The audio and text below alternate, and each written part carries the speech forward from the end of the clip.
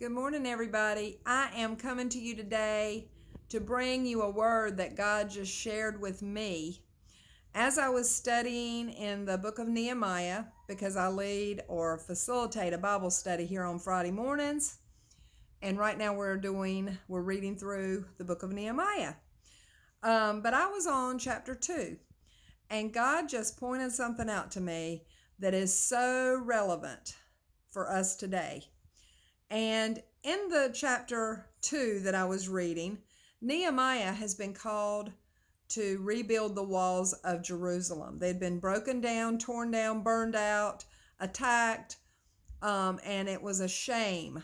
The city of Jerusalem was it was in shambles, and it needed help. And Nehemiah had gone to the king to ask him if he could go and rebuild this. First of all, he prayed and he asked God, and God reassured him that that's what he was to do. So then he got permission from the king, and the king sent people to go with him to protect him.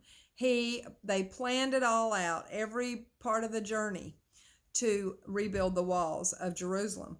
But even in all of that, he had God's approval, he had the king's approval, but he still had mockers. He still had those that were against the task that God had set him on.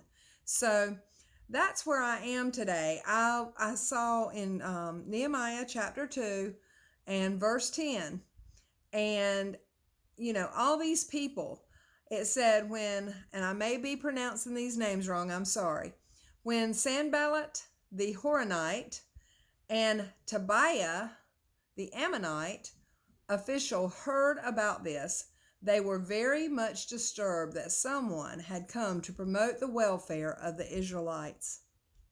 Does that sound familiar to you? Because it certainly does to me.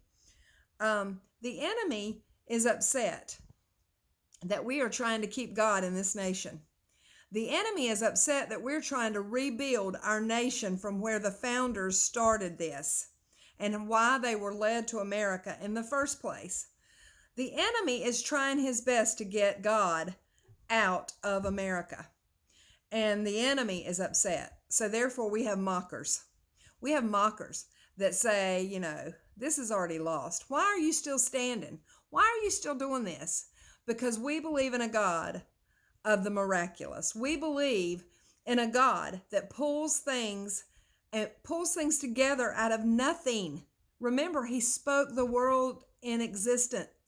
He spoke light into the earth. He spoke darkness into the earth. He made waters. He did it all just by the words that he spoke. So here we go. We have these enemies. And then down in verse 19, it says, but when, again, I don't know if I'm saying this right, but when Sanballat the Horonite, Tobiah the Ammonite, official and Geshem, I don't know about that, the Arab heard about it, they mocked and ridiculed us. What is this you're doing, they asked. Are you rebelling against the king? See, listen, I want you to hear this. Even those that are Christian people are even mocking us at this time because we're standing for what we believe God has said to us. Don't let the enemy, even when he comes against you in well-meaning people, don't let the enemy deter what God has said to you during this time. This is a time of prayer. This is a time of walking by faith, not by sight. No matter what the enemy is saying on the news or media, whatever your stance is on this, when God has said something to you and spoken it to your heart and you know it, stick with that. There are going to be people that are going to disagree with you. They're going to think you're crazy. And you know what? That's okay.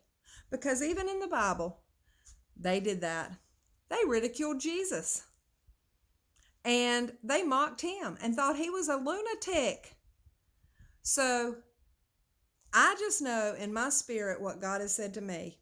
And I pray that when God speaks to you, you know it. If you're kind of on the fence on this thing, You need to pray and ask God to reveal Himself to you in a mighty way that you have no doubt at all about this. Remember, I said this yesterday in a post.